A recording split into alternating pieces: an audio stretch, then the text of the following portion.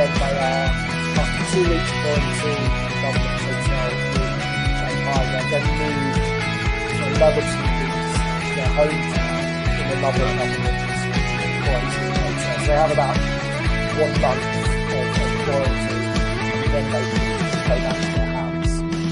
So I think maybe next week they will be allowed back in their own house and out of the hotel. But he said the organisation has been very, very good. So his mum and dad said, yeah, it's no problem.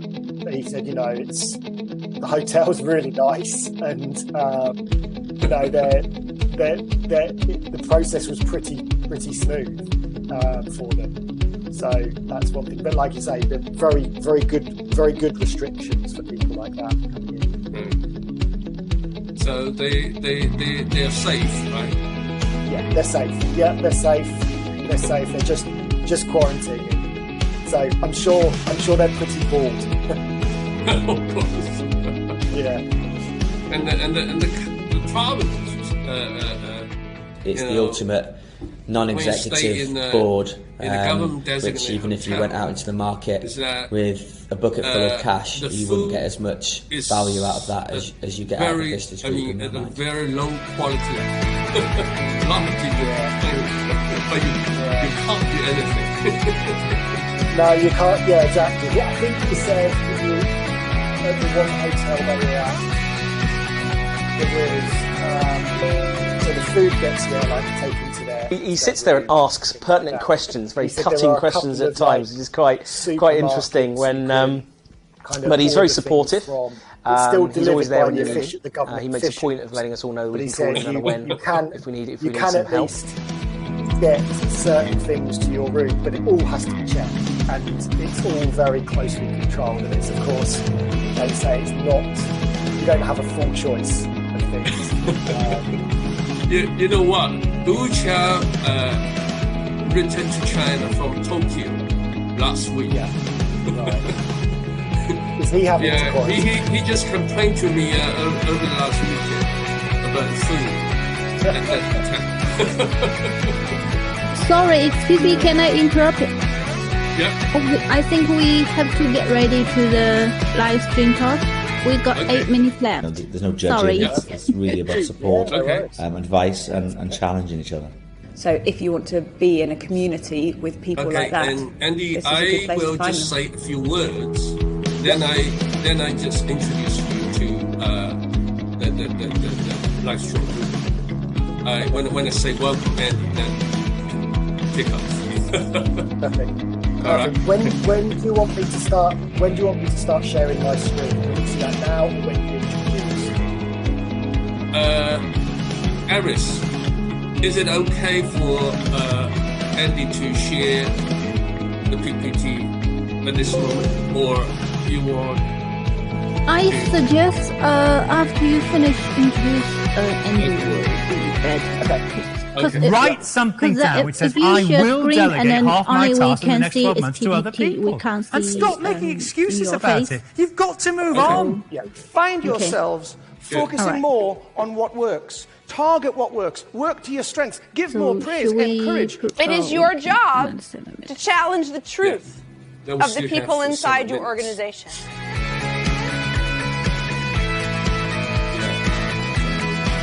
That's the case with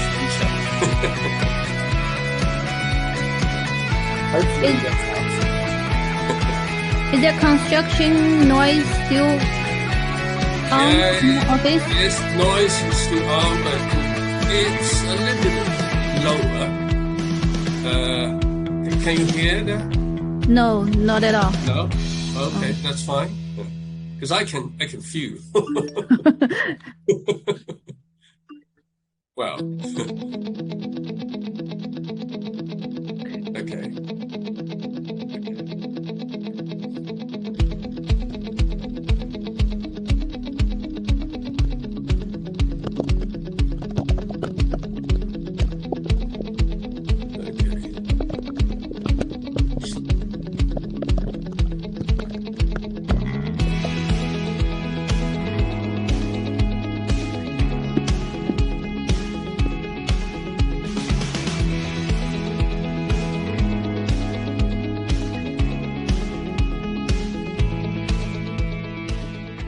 It's the ultimate non-executive board, which even if you went out into the market with a bucket full of cash, you wouldn't get as much value out of that as you get out of a Vistage group, in my mind.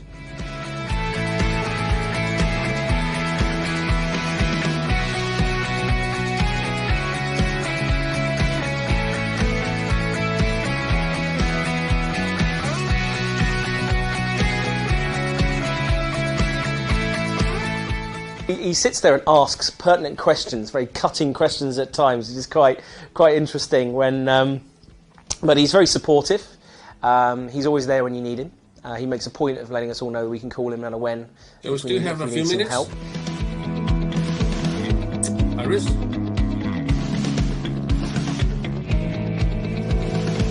Yes, we have 5 more minutes. Okay. We'll get ready for the...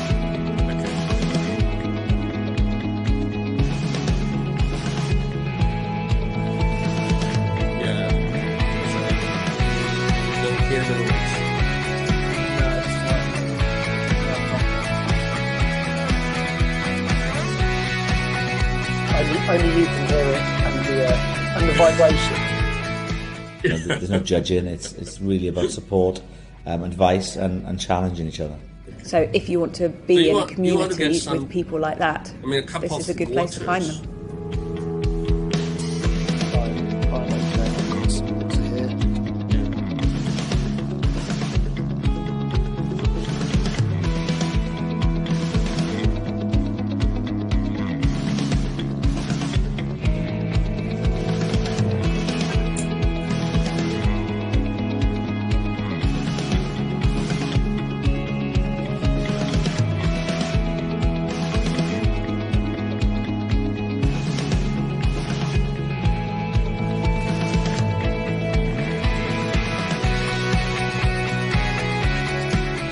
Write something down which says, I will delegate half my tasks in the next 12 months to other people. And stop making excuses about it. You've got to move on. Find yourselves focusing more on what works. Target what works. Work to your strengths. Give more praise. Encourage. It is your job to challenge the truth of the people inside your organization.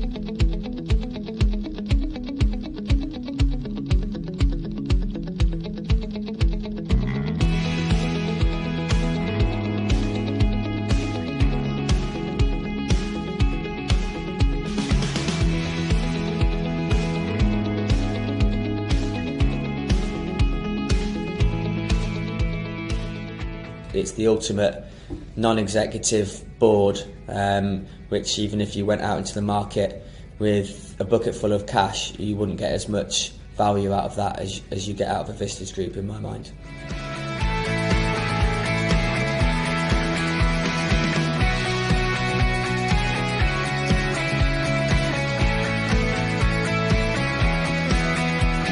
So we have 1 minute left, so we will leave the room and let you guys talk. He sits there and asks pertinent questions, very cutting questions at times. It's quite interesting.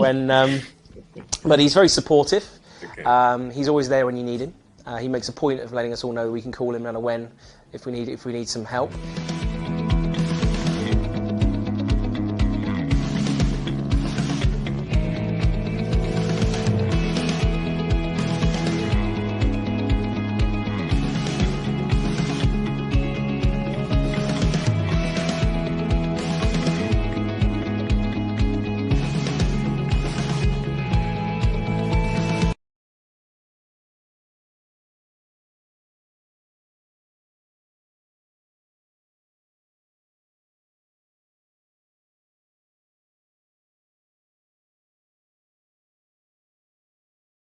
Hello, friends. In our live stream talk room, good evening to you.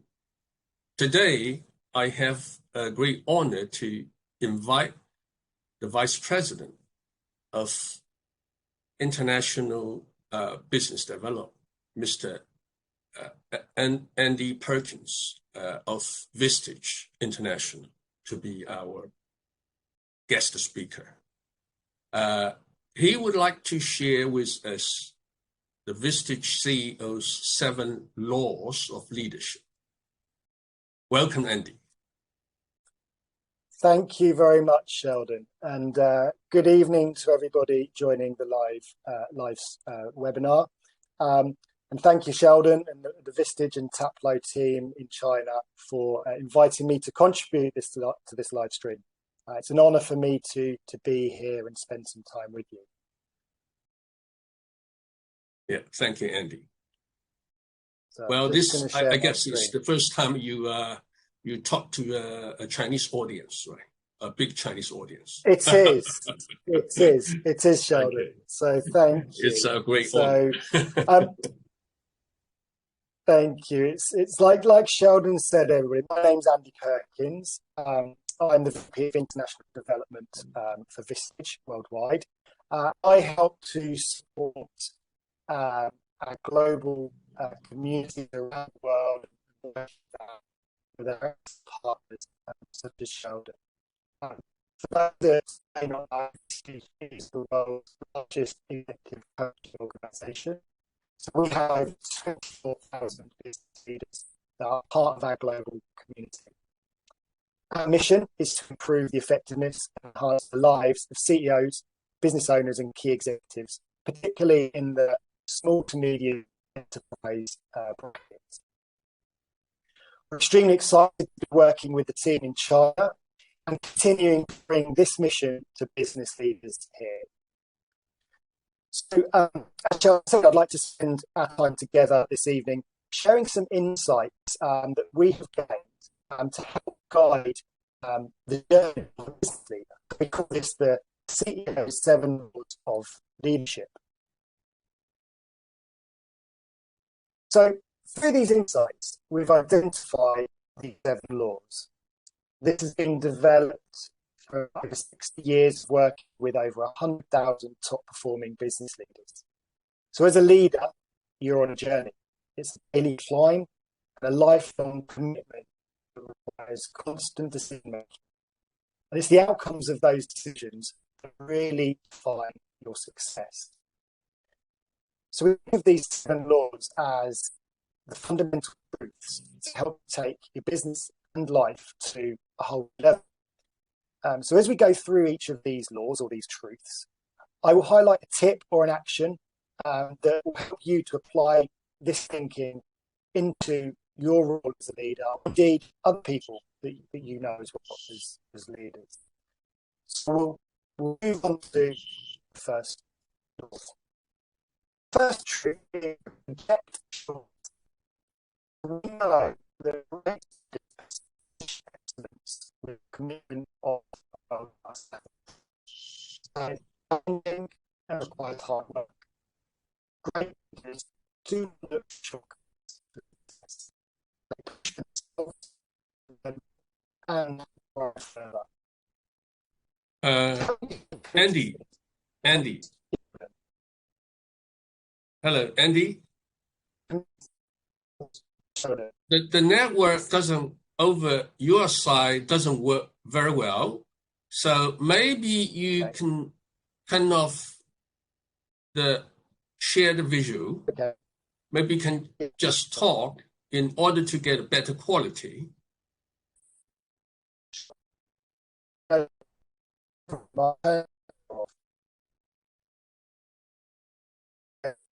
Video is that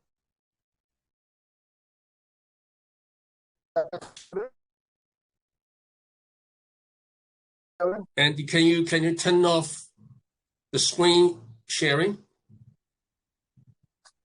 And the screen sharing as well, yeah.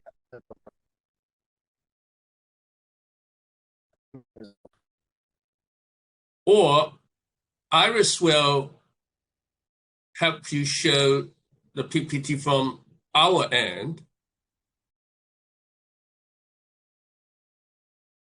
Sure, I've turned the screen share off and the video. So what I'll do is I'll carry on from our first law, our first shortcut, and I'll carry on. But I can provide, these PowerPoint presentation to those that would also like it after the live stream.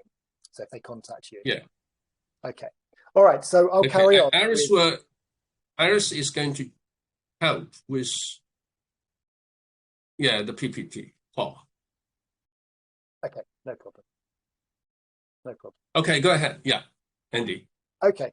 So I was just saying. So I'll recap to our first truth and rejecting shortcuts. So as I was mentioning, the great leaders pursue excellence with commitment of world-class athletes.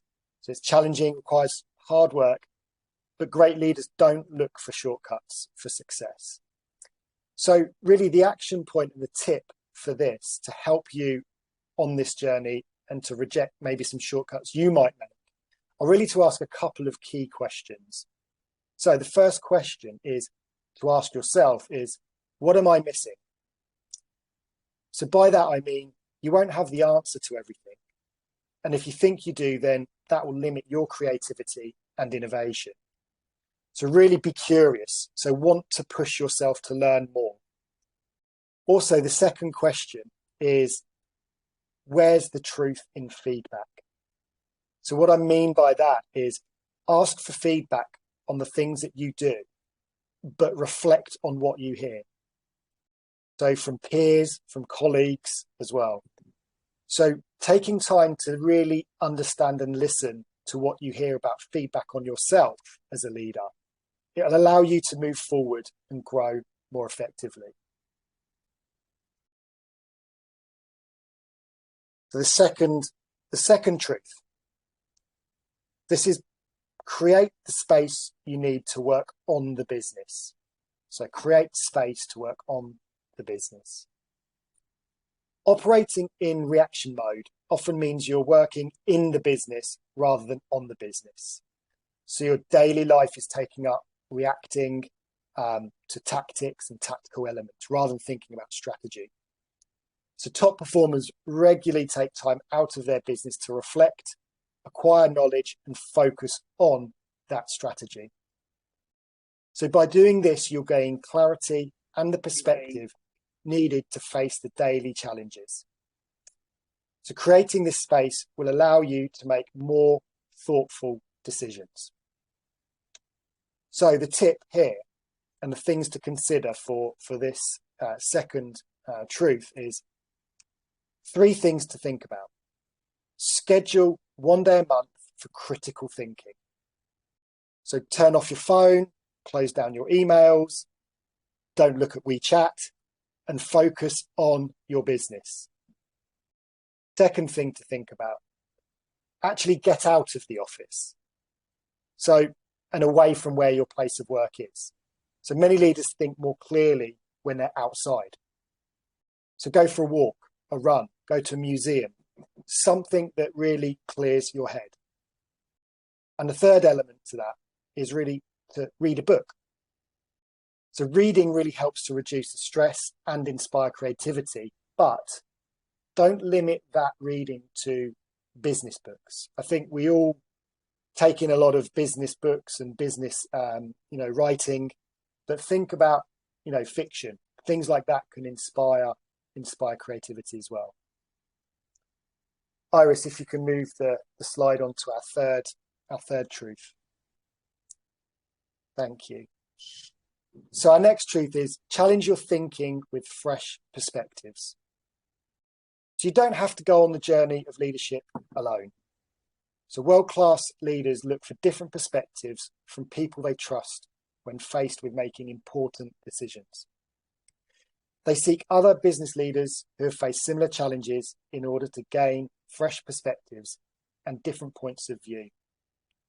So this brings new ideas, new approaches, and also with those new ideas, you can have confidence in them because you're seeking wider opinion.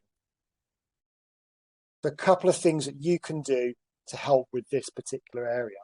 So when making a decision, something you can do is gather data that defends the opposite view of your own. So something that is opposite to how you're currently thinking. Compare that data to the data you used originally to support your decision. So that data could be a thought process. And then reevaluate your decision based on that wider perspective, that wider data set, because it could change your point of view and ultimately your decision as well. So again, here, think about how you're making your decisions and seek wider data sources that are opposite to how you would ordinarily think. Iris, if you could move to Andy, could you turn your video? Yep. Right. Is that better? Yes. Yep. Yes, excellent. It works now. Yeah. Okay. Fantastic. Good. The internet connection has caught up with me. That's good. So the fourth law is to stoke curiosity. So great leaders are inquisitive and they welcome new ideas from trusted sources and are keen to explore these further. They don't let ego or personal pride get in the way of this. Being vulnerable is seen as an asset, and world-class leaders admit they don't have all the answers, something that we touched upon earlier. So the best way that you can be curious is to ask questions, but really good questions. So thinking about asking better questions. So thinking about asking more open-ended questions. Questions that create clarity. And don't ask leading questions. So these are the questions that you may ask that really are seeking answers that are reinforcing how you're already thinking, and you're already your point of view. You want to expand that. So stoking curiosity is really, really key. And great leaders demonstrate that. And it's one of the things that I think really sets them apart. Iris, on to number 5, please.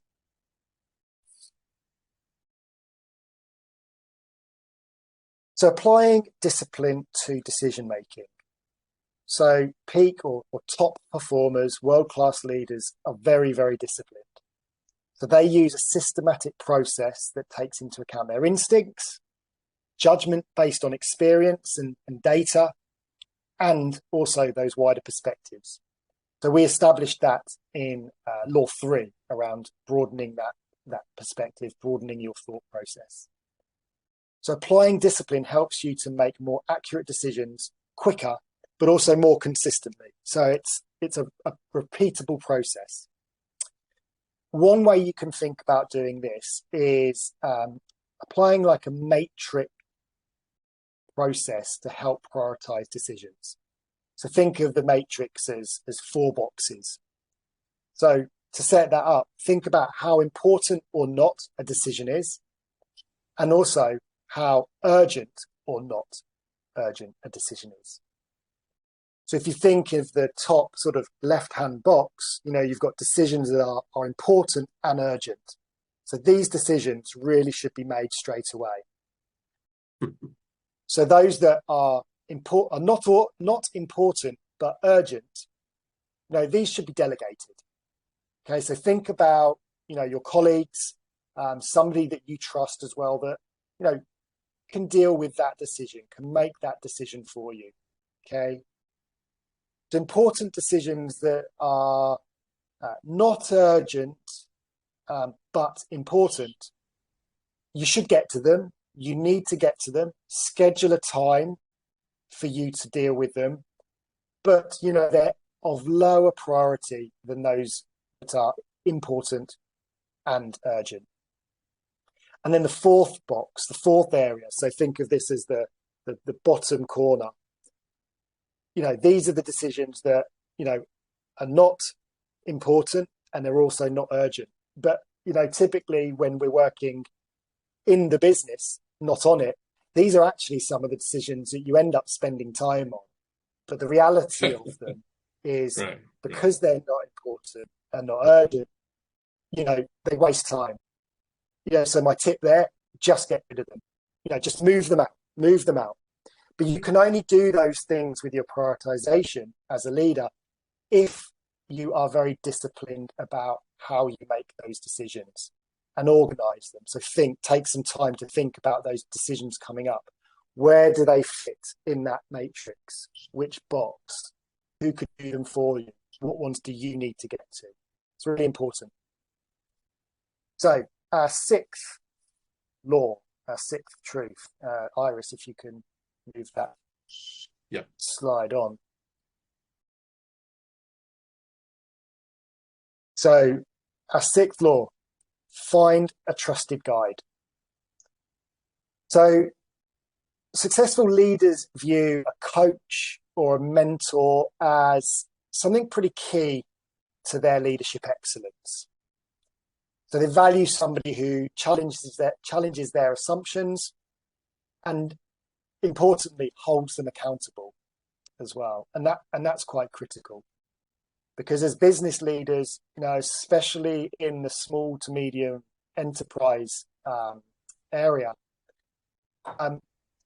if it's your own business, you're really holding yourself accountable. You might have a board of directors, but the day-to-day operations, the strategy, the execution of that is down to you. So that's why having somebody that holds you accountable is really important.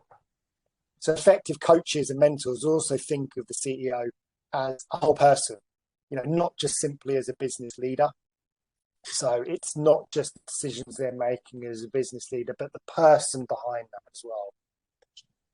So one thing you can do and you can consider is to actually use an exercise that coaches and mentors, use with their clients. And one such exercise is based on observation and self-reflection. So, you're going to ask yourself 3 questions, but you're going to write down on a daily basis the answers to those every day and reflect on them. So, the first question is, what have I observed myself doing that has had a positive impact on somebody else? So what have I done today that has positively impacted somebody else? Second question is, what have I observed in somebody else that has had a positive impact on another person? So something that you've observed directly, you've seen happen, you've heard happen, directly from that person. And then the third question is, what have I read about or heard indirectly, from a third party, where somebody did something that had a positive impact on somebody else?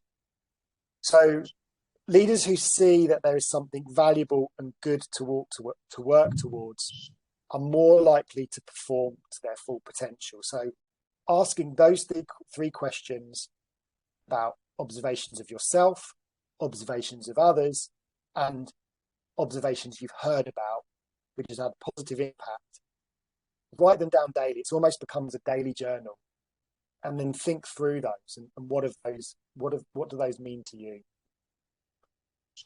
So our 7th and final law, Iris, if you could move that slide on.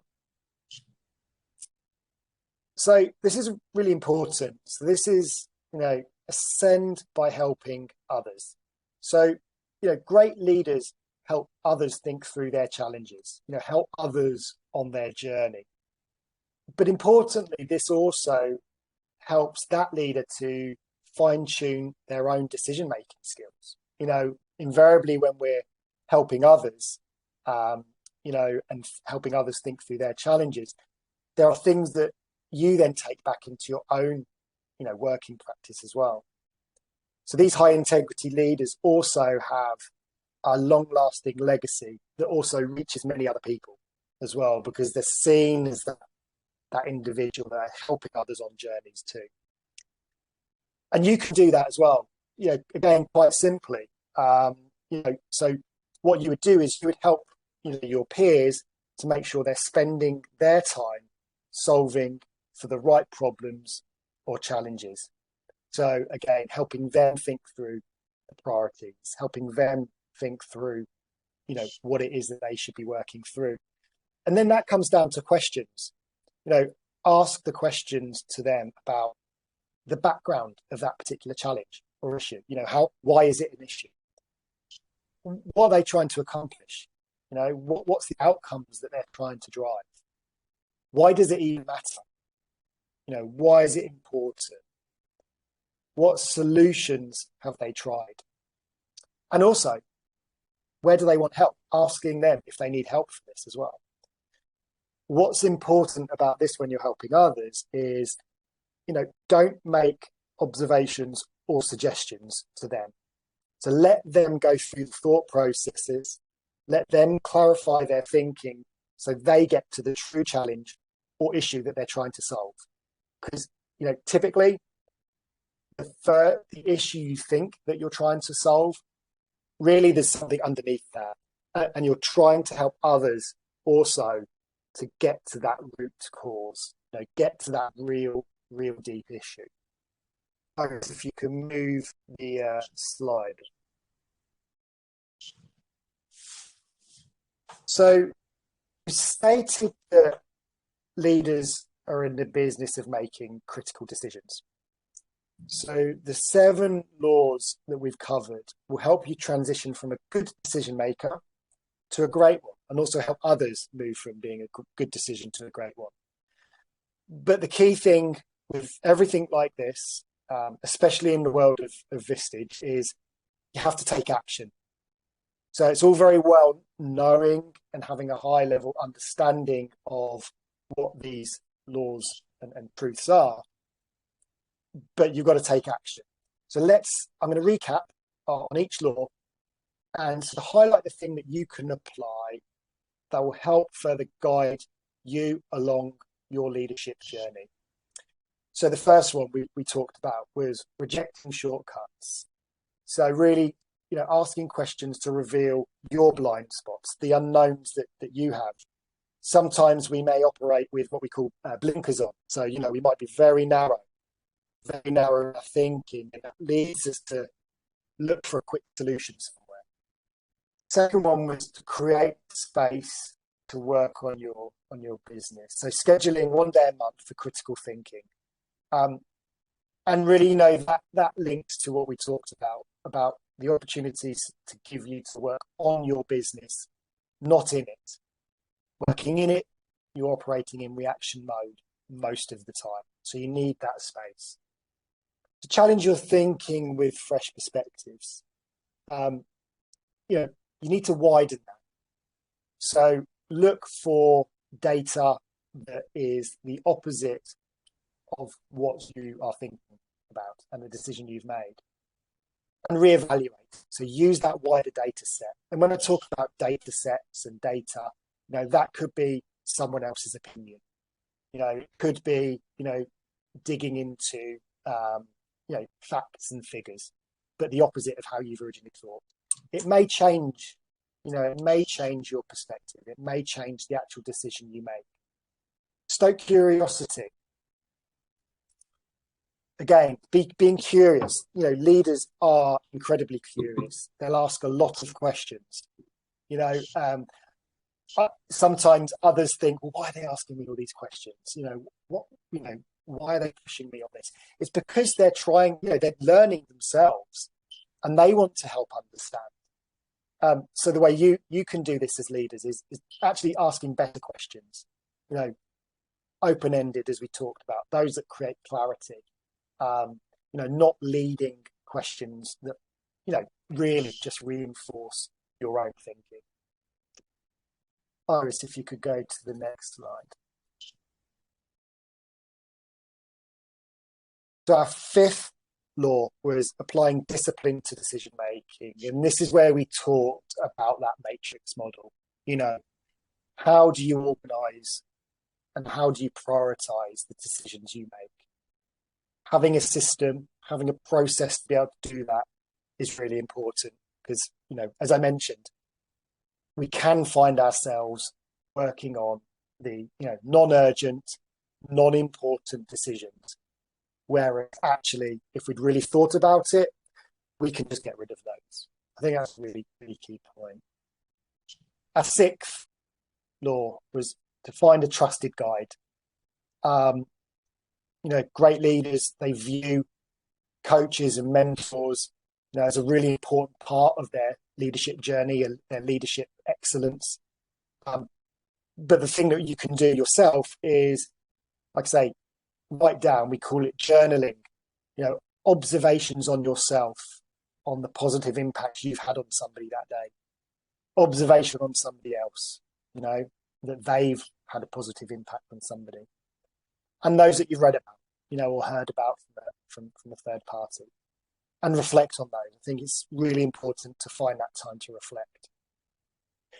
And then our final law, which we just covered, was ascend by helping others. And really what we're talking about is helping others along their leadership journey as well. At whatever level they are. Part of that, and the tip there is, again, asking some really good questions to help them think through what the real issue is, and are they solving for the right problem? Is there something else, underneath that that is actually the real problem, the real challenge?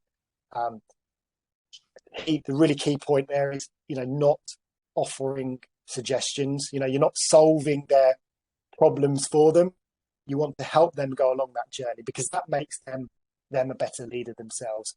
Which also, if you are relying on those people, that helps you in your leadership journey too. And Iris, if you could move to the final slide. Thank you. So, I started the discussion today outlining that the laws that we talked about and the truths aren't just based on our opinion.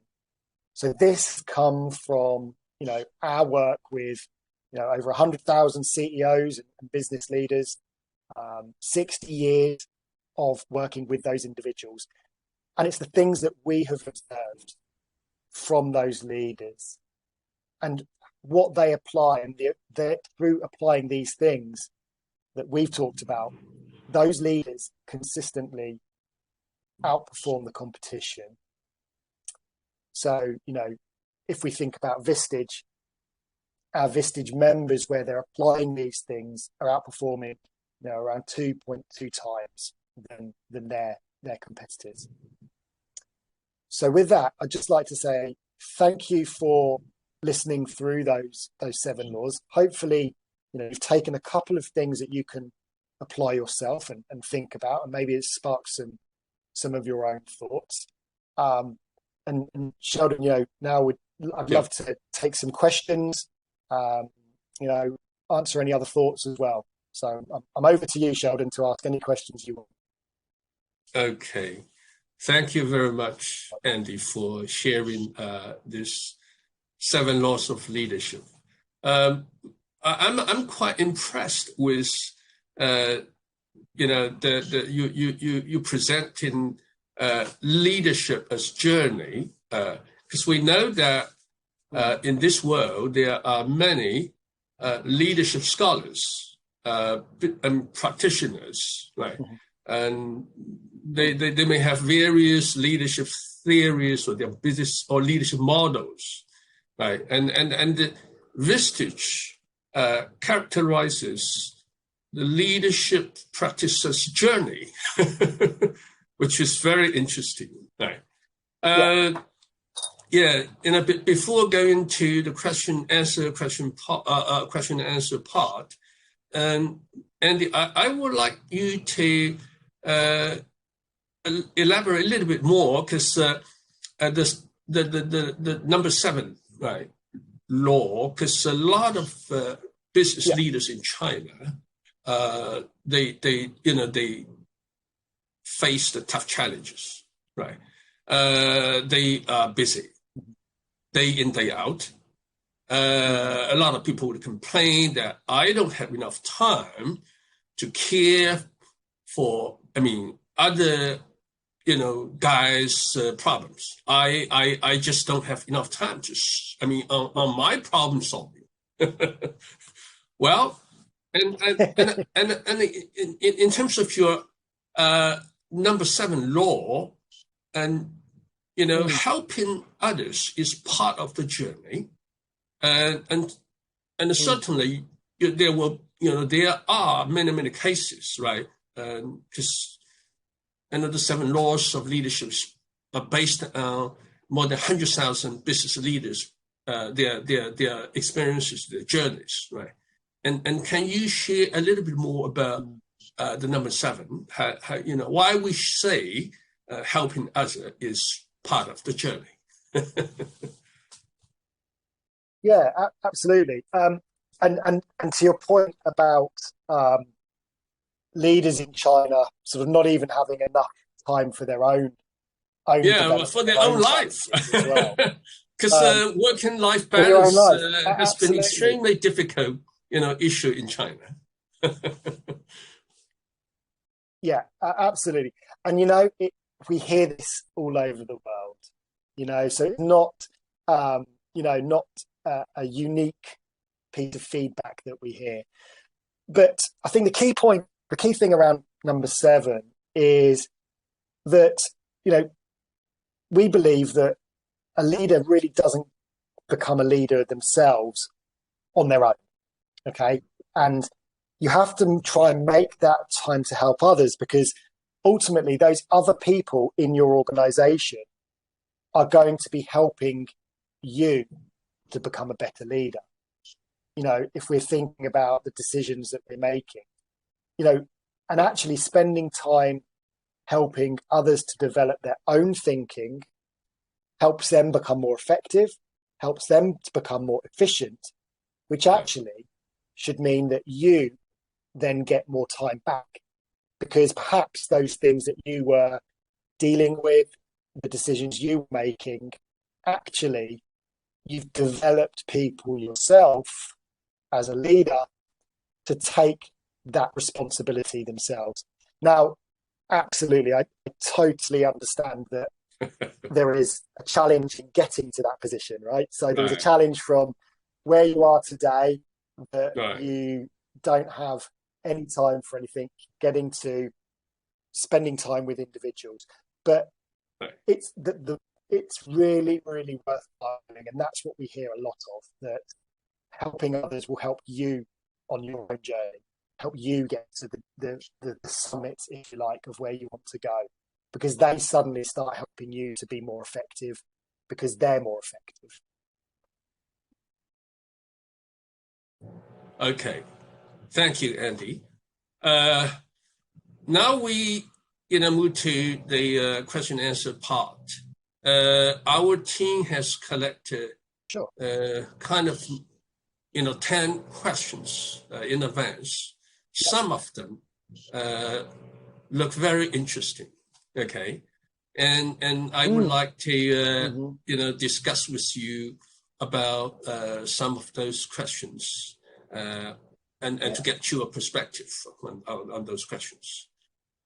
One friend asked us a question about how you compare with EMBA, MBA programs. What are this friend is definitely talking about Vistage, right? What is Vistage's advantage in terms of your business model as a business, private business advisory board, compare with EMBA, MBA programs? How would you like to respond?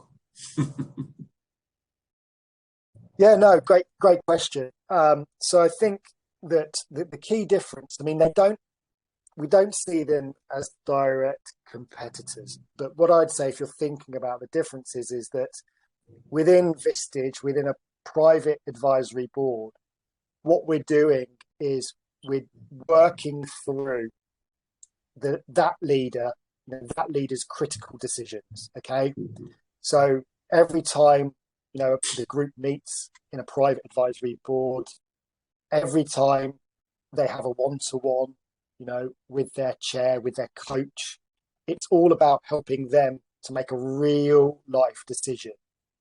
And within that group, they have other CEOs that they trust that are bringing those perspectives in. So think about some of those laws we just talked about. Whereas, so there's no theory in there. So there's no academic theory.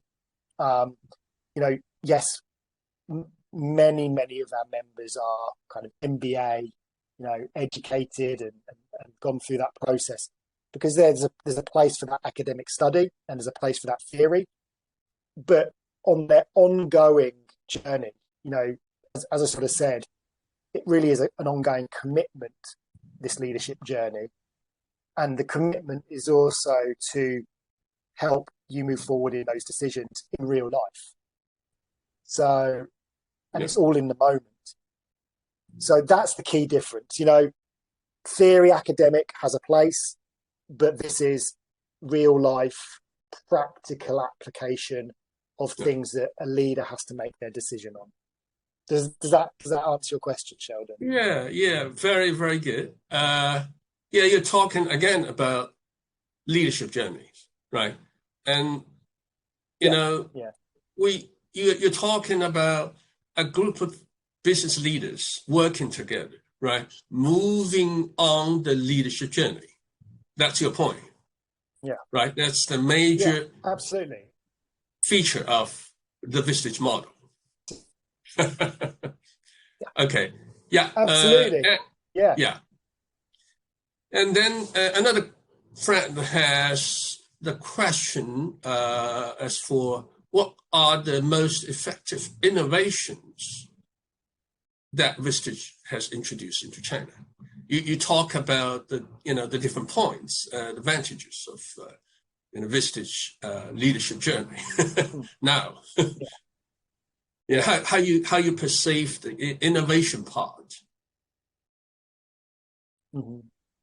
Yeah, so I think the innovation part, you can think of it in a couple of different ways. Yeah. So we continue to develop and innovate in terms of Vistage as an organization. Yeah. So whether that is to think about how we can work not just with the CEO. So we work with the CEO of an organization. It's a CEO-led strategy. But how do we work more deeply with that CEO to help develop the leaders that they depend on, that they have to rely on? So again, you think about Law 7, helping others. We've innovated in terms of in terms of product development and the way in which we can help all of leaders around the world in that sense. Then you can think of innovation in another way, because there's a huge amount. What we allow is innovation and creativity within our groups. So, I think, a really important law was, we talked about stoking the curiosity. And that's exactly what happens in a group. So, you have an issue, you have a challenge that you really need kind of a perspective on, and come up with either a creative action plan, a creative idea. But the other leaders in that group will be curious. Okay, they'll be asking some really great questions of you. So what we do is we provide the framework for that creativity, for that innovation to happen as well. And that can only happen when you've got trust in that group. I talk about the Vistage values here. The challenge, the trust, caring and growth. If you have that within a group, that's where the really great discussions, the great innovations happen. So there's kind of two parts to innovation. Yeah, it's the ongoing and investment that we make in helping leaders to become better in their role, through product, through content, through resources. But also it's the innovation that we help the member to cultivate, to draw out. Yeah, it's another in a place for helping each other, right? For members, when they sort of create the innovative solutions, right? That's what you are talking about. Okay. Good. Absolutely. But I also think you can go one step further. And, I mentioned about this word accountability. Yeah. As well. Accountability. So, right. Yes, within that group, we've got a framework, we've got a methodology to help others, to take, be innovative, thinking about actions. But really the critical piece is being held accountable for moving forward on those actions and moving forward on that creativity. Because, the next time that group meets or the next time that CEO talks to their fellow group member or chair, a coach, they're going to say, look, you committed to taking this action to help you make a decision, to help you move forward on an action. Right. Have you done it? Why haven't you done it? When will you do it? So I think that's really another important piece. It's all very well having innovation and creativity and great discussions, but if they don't take action, nothing will change. Right. So that's another kind of sort of because we are always pushing for better results, right? That in turn will help people to create the innovative solutions. I mean, step by step. Absolutely. Right? Through accountability. Yeah, absolutely. Absolutely. Okay. And we talk about better results, to get to better results, right? You have to try and become a better leader. You have to make better decisions. So, the way in which you make better decisions is through gaining perspectives, working in the group, being creative, being held accountable. If you do all of those things, better results happen. No doubt about it. Yeah. Okay, good. Thank you, Andy. Very insightful sharing. Here's another question. Could you share some typical success approaches and cases among the international members of Vistage? Because this friend knows that Vistage is an organization with operations, globally. Then he would like to get, some understandings about how successfully those Vistage approaches and the methodologies apply. Yeah. Oh, what would you like to? Absolutely. Yeah. Yeah. I mean, as you can probably imagine, around the world, we've got huge success stories. Some good examples of how being in a Vistage group has helped a leader make critical decisions ultimately, for the benefit of themselves, for the business, for their families, their communities. It's difficult to kind of narrow down on one or two, but sort of high level couple that really spring to mind is that when you're a fast growing organization, that can be a really, really challenging time because, you're growing in terms of revenues, you're growing in terms of employees. And that is potentially something that you as a business leader haven't gone through.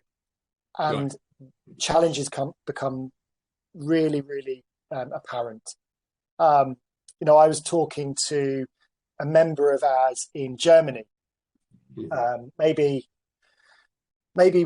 1 month ago, and he was in exactly this position. Okay, so he was in a technology organization, software technology, He had started it himself a number of years ago. And the thing that he had a challenge with was he'd created a culture.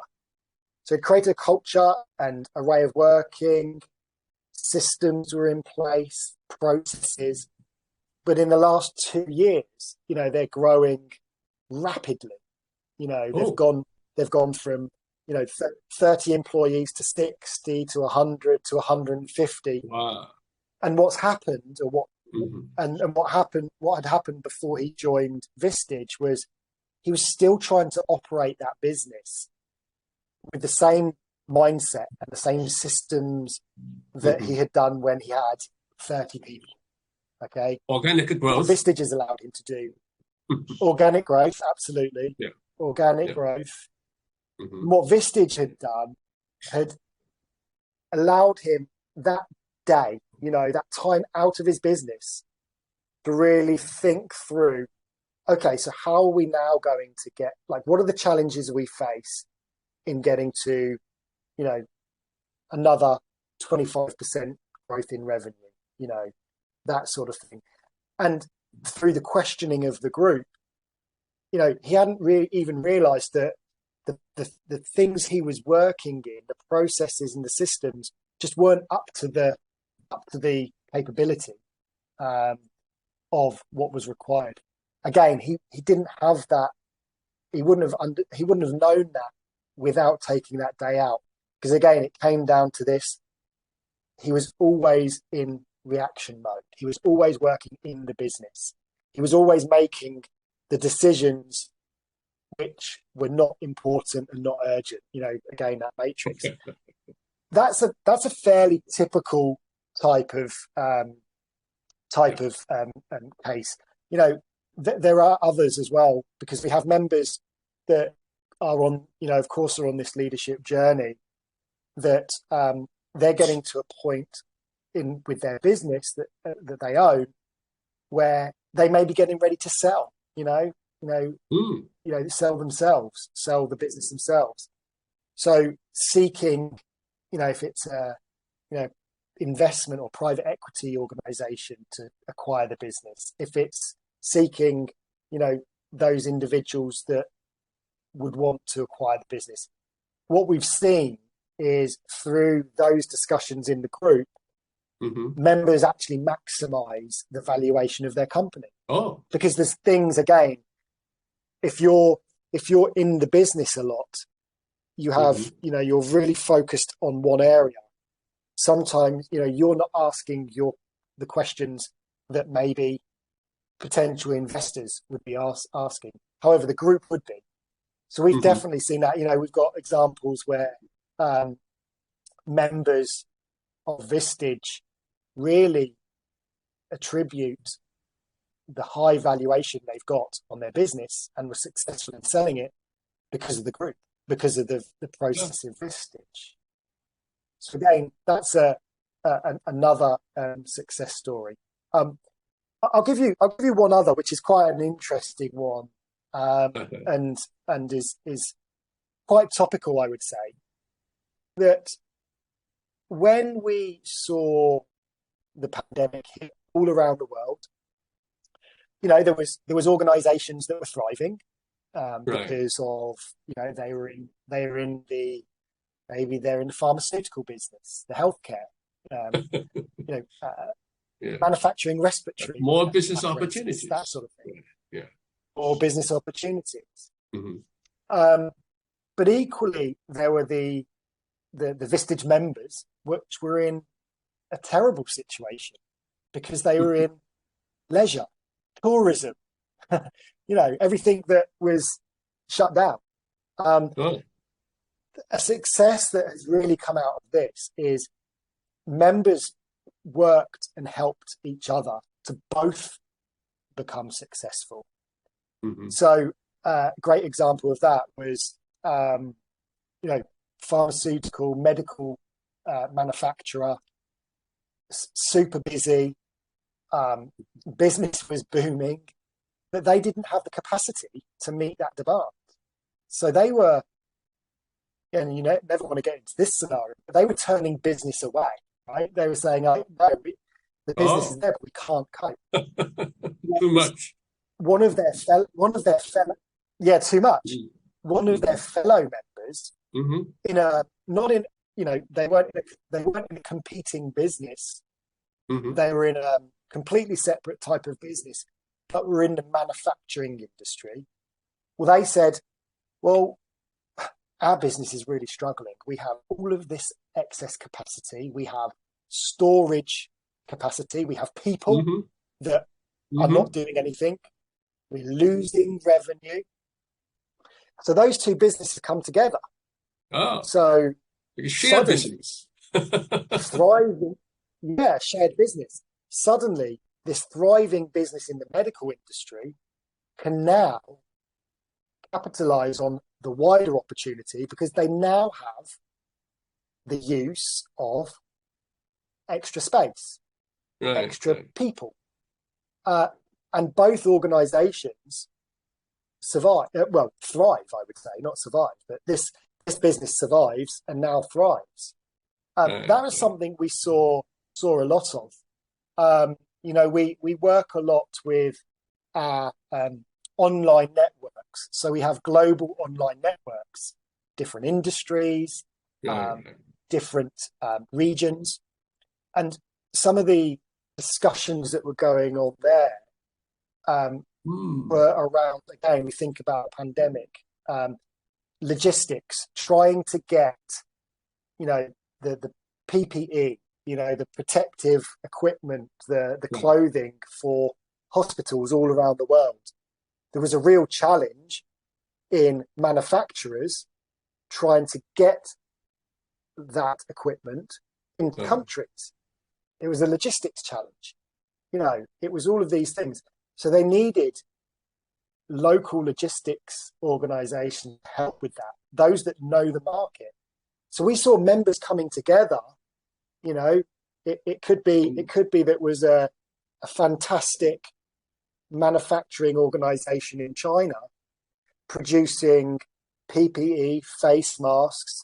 Maybe they changed their business model, right? Because again, there's opportunity, but they weren't experienced in getting into a new market in, the UK or in the US or Argentina or Brazil.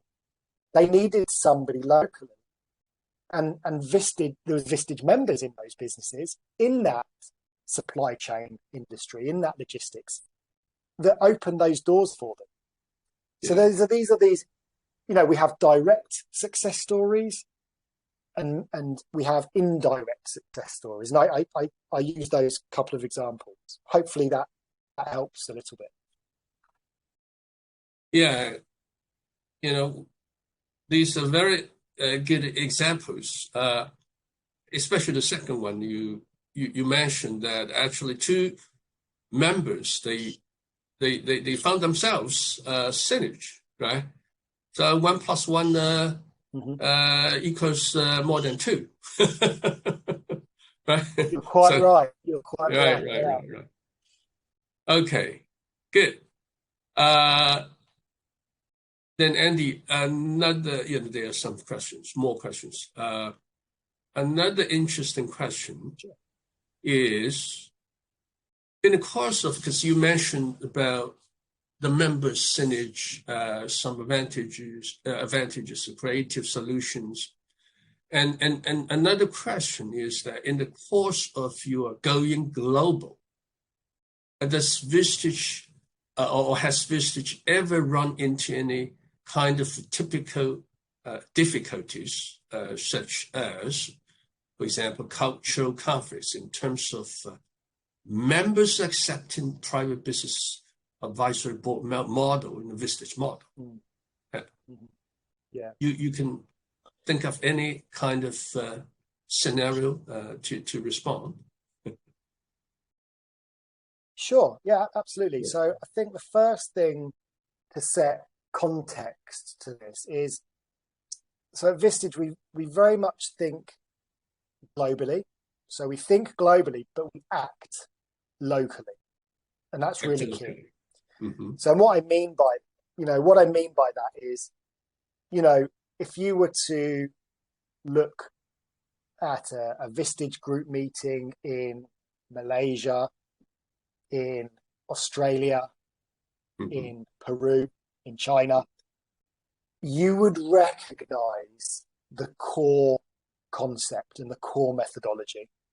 Okay, that's very consistent around the world. But how it is implemented takes into consideration maybe some of those local, what we call nuances, some of those local differences that are only apparent in that country. Sometimes it's even regional, right? There's regional differences within a country. Right. Within one country. I know that's the case. Right. Absolutely, within one country.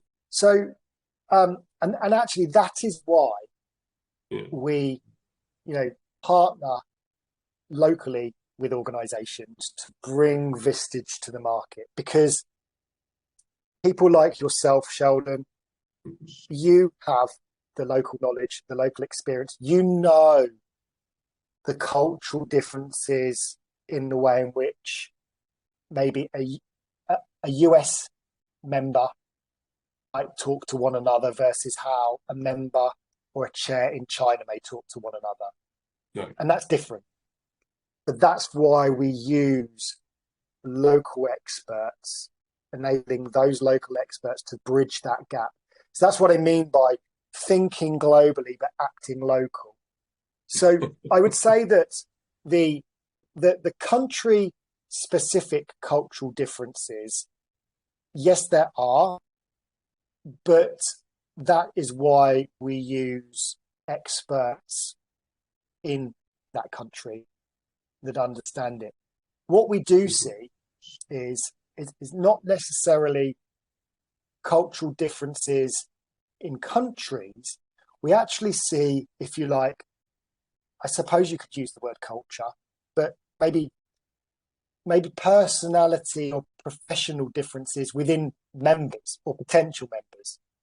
Right. This is probably the biggest difference. So like you said, everyone is different. How comfortable is somebody? Everybody is different. Yeah. If you are a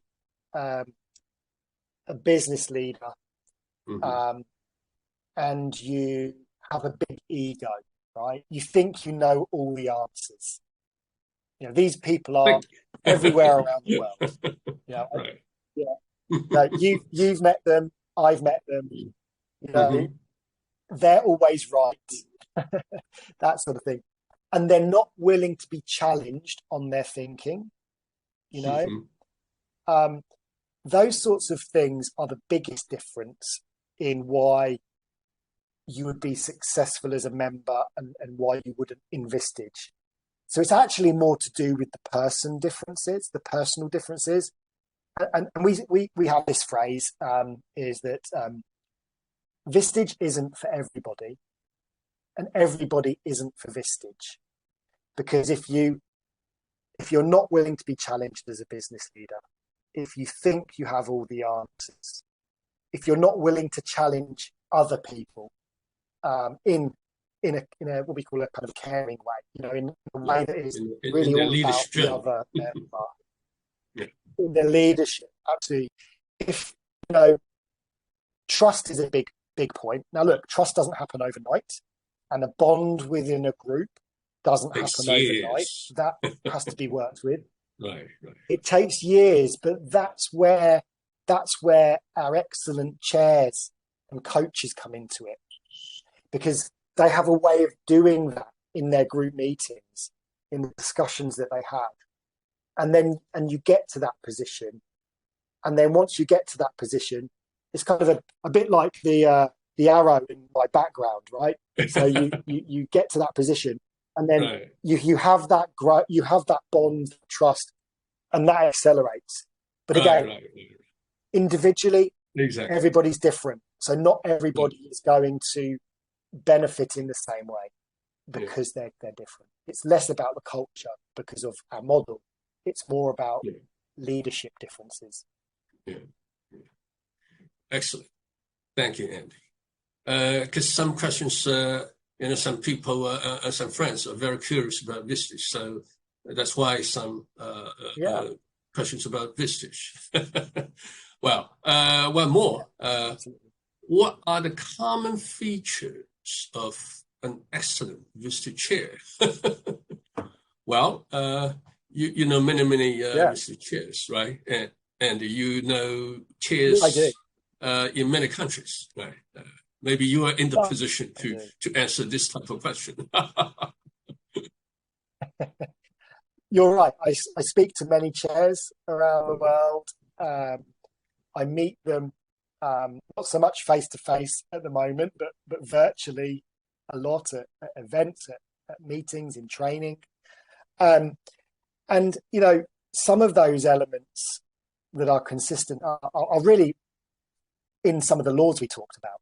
So a Vistage chair is curious, okay, and it's all about their members. Okay, so the members are the hero.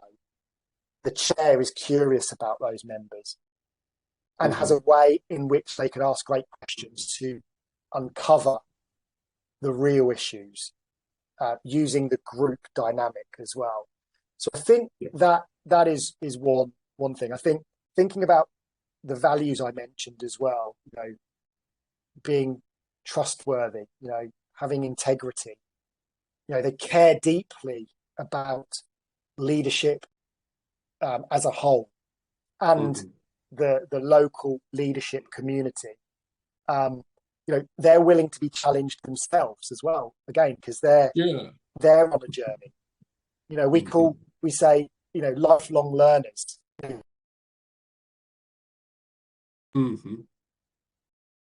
Chairs are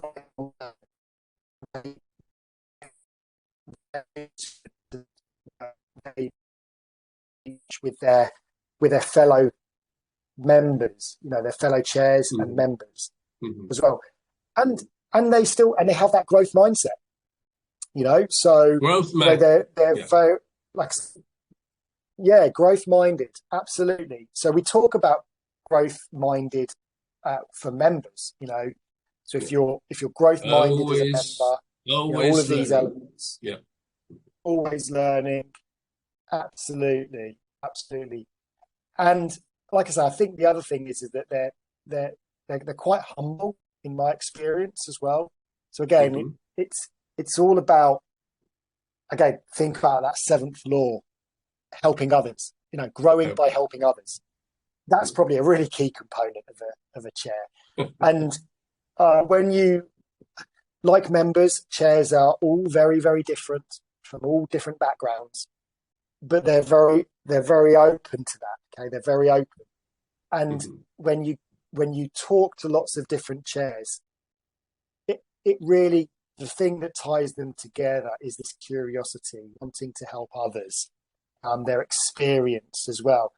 And sometimes the thing that comes out is, look, I've learned about Vistage, and wow, I wish I had Vistage when I was running my business, or when I was, the CEO or a business unit leader. When I was doing that, I wish I was a Vistage member.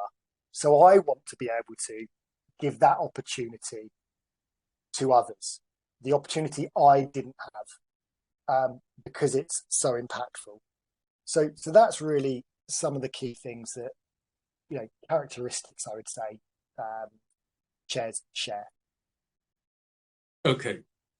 Thank you. Very constructive points relating to the question, what are the common features of an excellent Vistage chair?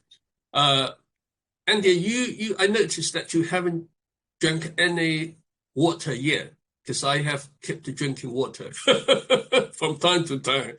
You want to relax for a while? I drink a little water. Yeah. I do have some water. Okay. I'm okay at the moment. Thank you, Sheldon. See, that's another key feature of a Vistage chair. Someone who's very caring about others. So, yeah, we have to show our care for the peers, for members, right? Okay. Absolutely. Absolutely. Yeah, and another tough question. The people, let you talk about the successful part of Vistage, and they also mentioned that. What do you think that what would be the possible bottleneck for the growth of Vistage business in China? This is kind of a tough question.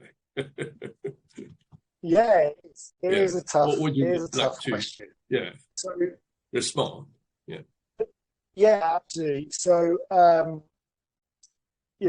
my experience for both in China, but actually around the world, is the biggest challenge is actually finding those really great chairs. That typically is one of the bottlenecks to success, because the chair is, if you like, the regular interface between the member and Vistage. So Vistage, Vistage businesses around the world, see the chairs as their partners. They are also entrepreneurs themselves. And again, it's being a chair is a tough job, right? It's in thinking about the responsibility that they have and the experience needed. It's quite, I would say, an exclusive community to be part of. As a Vistage chair, you have to be the best of the best, because of the type of role that you will play with your group, because you are a coach, you are a facilitator of discussions, you are a confidant, somebody that an individual member will rely on, wants to have those discussions with.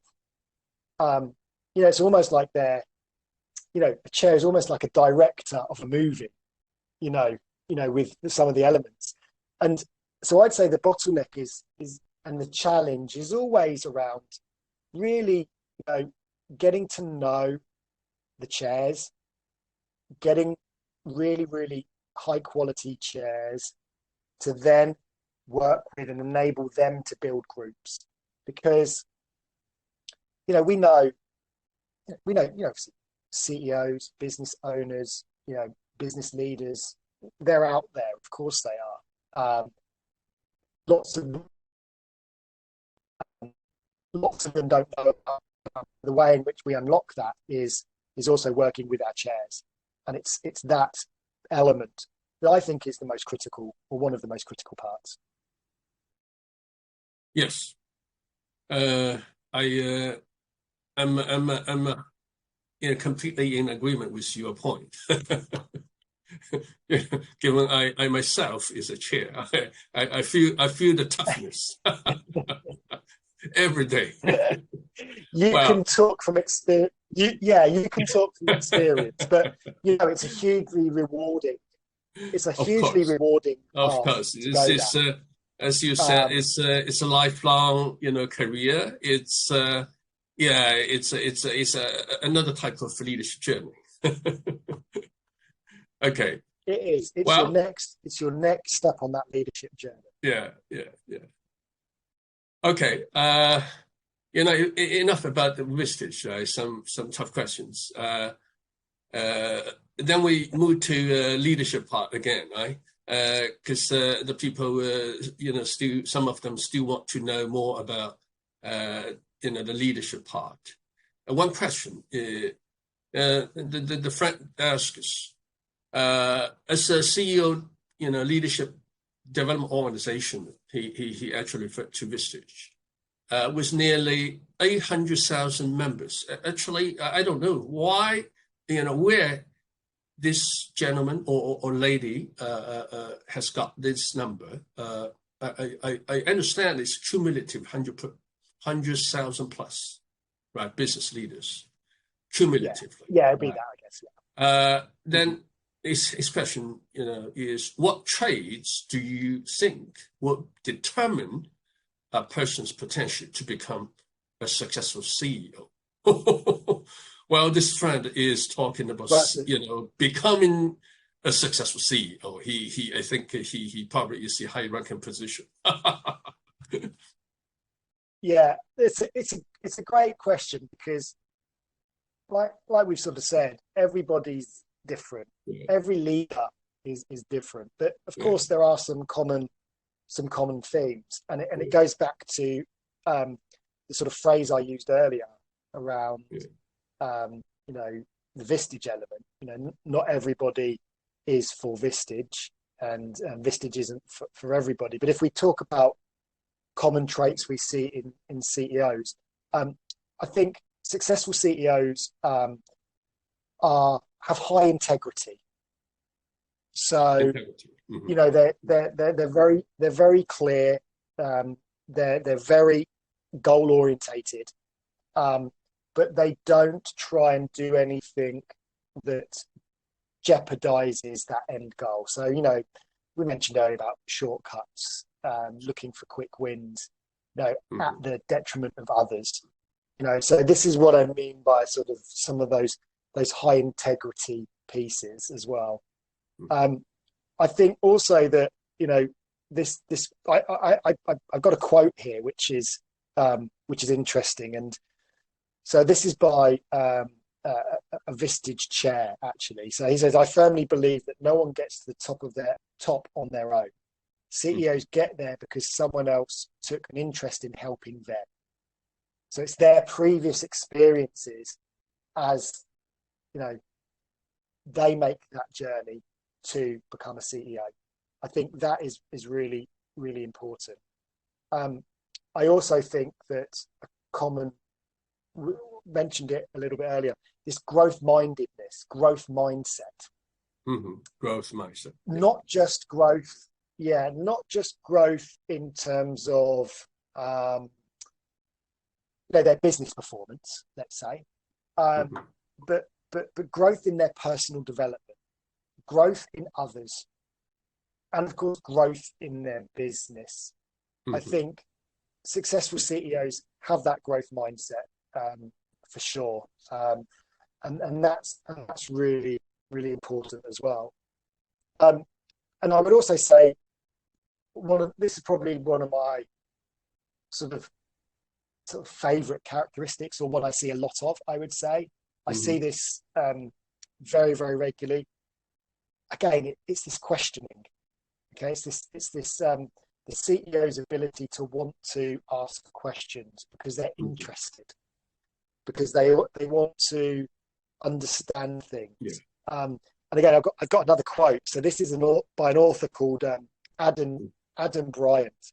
So he's the author of a book called How to Think Like a CEO, and his quote is, "What separates top CEOs from the rest is how much they question, probe, and then process what they are experiencing in order to look for insights and patterns."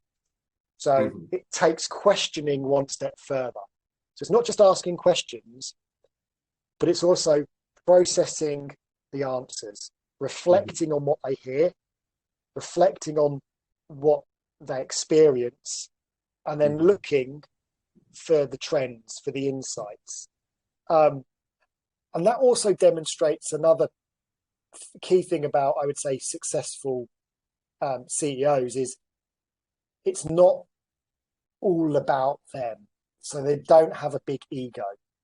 They don't think that they have all the answers. And I think that's a really key thing, because if you think that as a CEO, you're going to really limit the potential of yourself, limit the potential of your organization as well. So I think they're probably some of the key things. Like I say, everybody's different, and it can, of course, vary. Yeah. And further to your last point about curiosity, right? Not only curiosity, but you can leverage on the opportunity to think more, to explore more, right? To create new opportunities. Yeah. Right. Okay. Absolutely. Absolutely. Okay.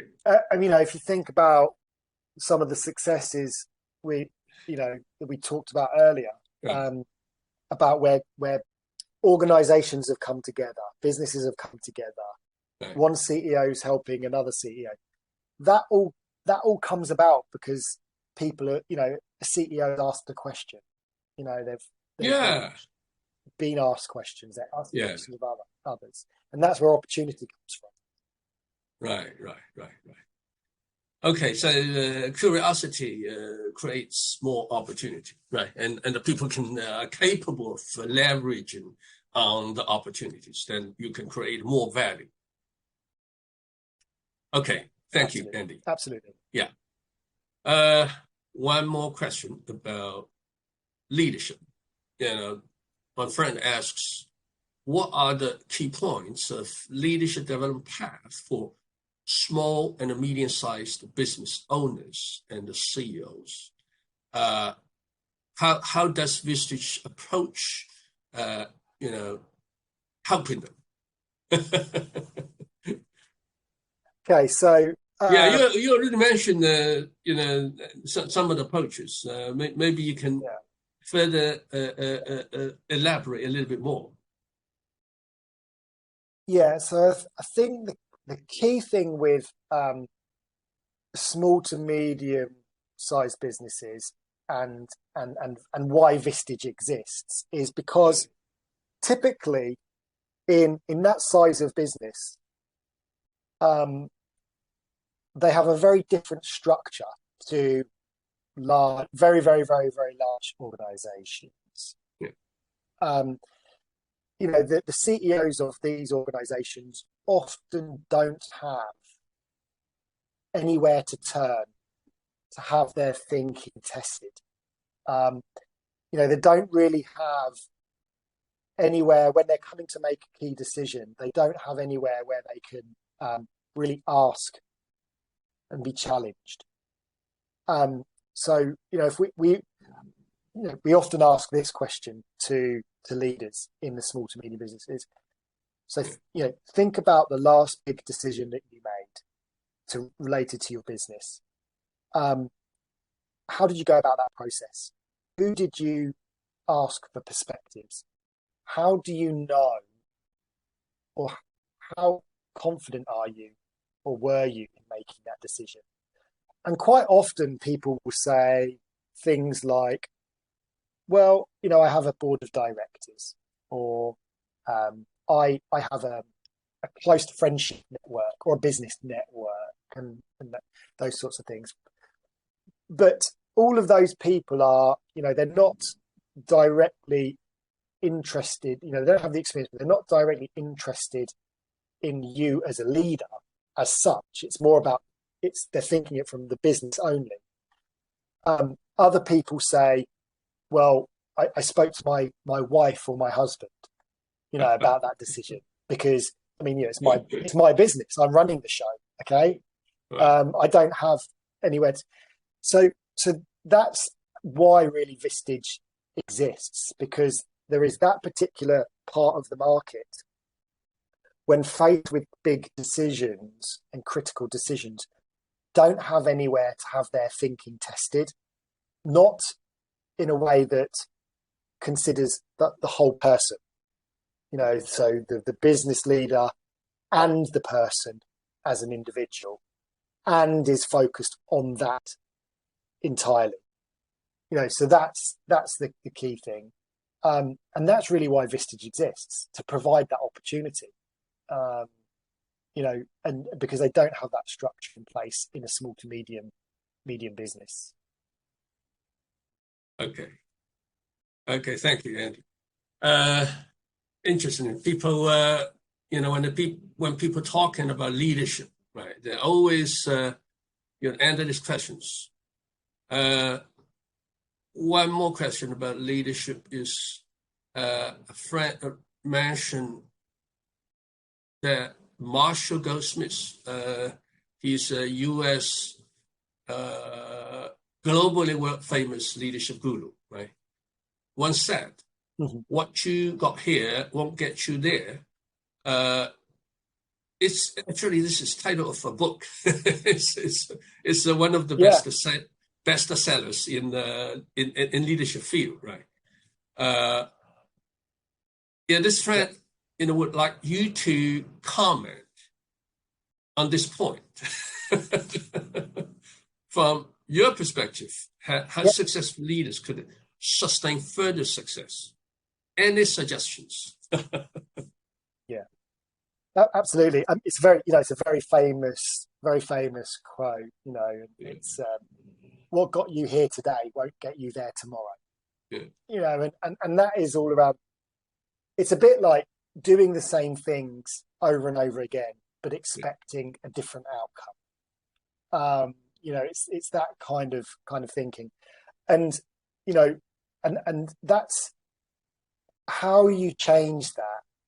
How you move to tomorrow, how you continue to become successful tomorrow, is by always being challenged. Always being pushed out of your comfort zone. Always being open to new ideas and innovation. Not getting comfortable. So I think, sometimes you can be in a danger that you operate in a comfort zone as a leader.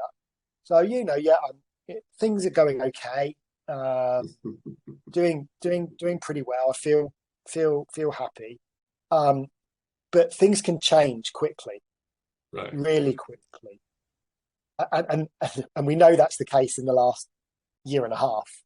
Things change so quickly. The pandemic came over, and it's, yeah.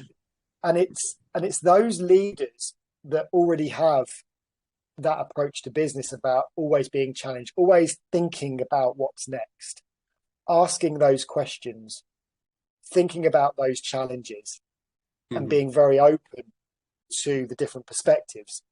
That's what'll get those leaders to somewhere new tomorrow. And also, in some ways, helps to protect their leadership journey and protect their business as well. Again, it's interesting. If you think about the pandemic, sort of last at its height last year, with the move to doing a lot more online and technology, right? I think I read a quote that sort of said, in sort of 30 days, we had about as much innovation and development than we've had in the last sort of 20 years, all in such a close, in such a close amount of time. Okay. So those leaders that have always thought that way, have always been challenged, and actually had somewhere to go to have that, could adapt. They were able to adapt. Right. They were able to move forward. They were able to capitalize on opportunities and pivot their business, work differently with their workforce as well. So I think that's a really key thing to help you get to where you want to get to tomorrow. Okay. Yeah, thank you, Andy. Very interesting sharing about how can we leverage the tough time scenario, and and for the 10 risk or 10 challenge into opportunities, right? That's the kind of the mindset of a great leader. Well, thank you. Agree. Yeah. Andy, well, time is nearly, up to the point that we are supposed to finish our talk. One more question, which is another kind of tough one. One friend asked us, how is Vistage different from other private business advisory boards in the market? Because I guess this friend knows that there are some kind of similar type of organization or partially they borrow Vistage methodology in this market in China. Sure. Yeah, no, absolutely. Yeah, it's a great question. It's a great question. One that we're asked, a lot about. And I think that the first thing to say is, comes back to how we see a CEO, how we view a CEO. We view them as an individual, and we view them as a leader first. So we're thinking about the business, because that's typically why a member first joins Vistage, because there is an issue or challenge in their business. So we focus on business first, so we can then develop that bond, that trust within the group. And then we open that out really to the whole person. So then when we're talking about challenges with members, it does move into some personal challenges. It could be divorce, right? It could be family business. But we come from it at an angle that it's about their leadership development first of all. Whereas what we see in the marketplace is it can be a little bit confusing for sure. But we see, some peer advisory organizations focus more on some of the social sides of things first of all. Yeah, so maybe more focused on networking. More focused on networking, that sort of thing. More focused on trying to develop business for everybody in those sort of discussions. Whereas we're not about that. We're not about creating business opportunities as a way in. Now that does happen, like we've talked about, but it's on a foundation of real trust, real kind of growth mindedness, rather than in some respects with some other organizations, it could sometimes be a bit superficial. It's a bit more forced, I would say. And then I'd also say, like I said, thinking globally, acting local. So the member experience is always really grounded in their group. That's the foundation. Right. But because we are a global organization, right now with over 24,000 CEOs, what we do then bring is wider perspective, wider opportunities, and more diverse perspectives that our members everywhere can also tap into at the right time. And sometimes that's through their chair, so whether it is, again, working and asking questions of other members around the world, tapping into our research, we bring keynote speakers, those sorts of things. There's not other organizations that we work against, if you like, that does that. And I'll just say one final piece on that is, we believe the development of a leader is all encompassing. So what I mean by that is you have to have all elements of what we consider as the Vistage membership, the one-to-ones, the group meetings, bringing in wider perspectives from outside speakers, leveraging, the content that we have around the world, all of those things. Whereas what I see from other peer advisory boards is you almost pick and choose. Okay, so it's you can join a group, but if you also want to have one-to-one coaching, that's additional. That's extra. If you want us to have speakers in groups, that's extra. So you're almost having to build your own solution. Whereas we say, no, it's for the most effective way to develop leaders today. It's the whole thing. You have to have all elements. So that's what I would say. Exactly. Great. Thank you very much, Andy, for the great sharing. For myself, it's a good learning. I know the 7 laws of leadership, 7 CEOs leadership. I briefly pass over the concept to my group of members. Now I'm ready to further your presentation to my members. Okay. I'm going to have a group meeting this weekend. I'm going to talk about the leadership journey. Well, really, fantastic. Thank you. Andy.